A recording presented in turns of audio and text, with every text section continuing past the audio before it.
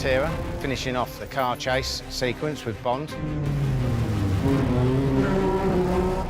The vehicles in the chase were 2 Jaguar XFs, kindly donated to us by Jaguar.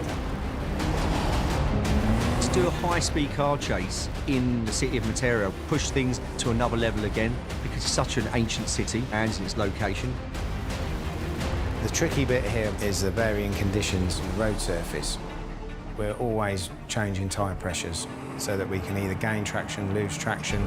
If we're doing steps, we're adjusting ride heights, damper, rebound. Each car is set up specifically for each individual stunt, although the DNA of every car is the same. So we've got the standard roll cages, hydraulic handbrakes, race pedal boxes. There's a lot that we do to assist the stunt driver, then he gets the optimum out of the car.